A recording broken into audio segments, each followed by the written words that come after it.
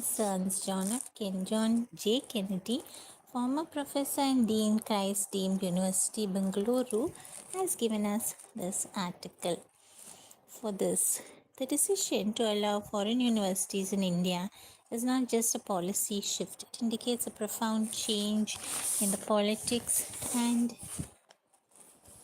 economics of higher education.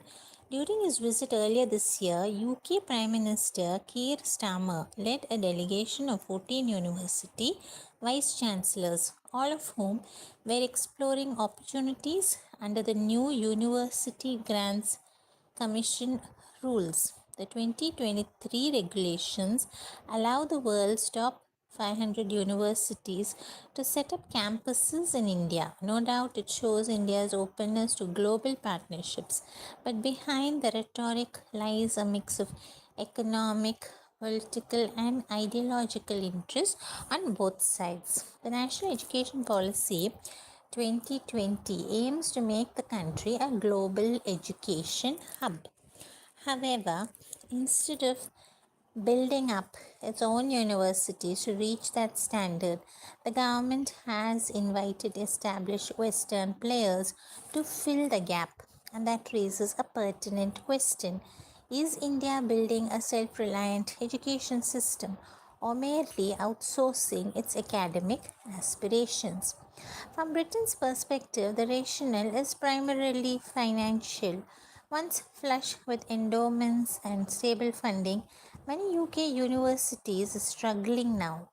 Inflation, capped tuition fees, and shrinking government grants have left them running deficits. Making things worse, tighter visa rules have curbed international student inflows, which once contributed £37.4 billion annually to the UK economy.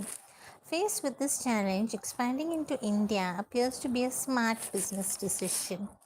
With millions of English speaking students and a booming middle class, India is a lucrative education market. It's no surprise, therefore, that Starmer's government is keen to tap into it. However, the worrying concern is that education looks less like a cultural exchange and more like a commercial export. British university degrees in India are marketed as aspirational, prestigious, and globally recognized. The pitch sounds compelling, a UK degree without leaving home, but the reality is more complex. The costs will almost certainly be higher than those of Indian public universities, and the degrees may not carry the same global acceptance as those obtained by studying in the UK. Graduates of these Indian campuses, although technically earning UK accredited degrees, may not enjoy the same post-study work rights as their counterparts who study in the UK. Of course, these campuses promise access to international faculty, modern infrastructure, and globally aligned curricula. However, that promise will probably be limited to a small, affluent demographic.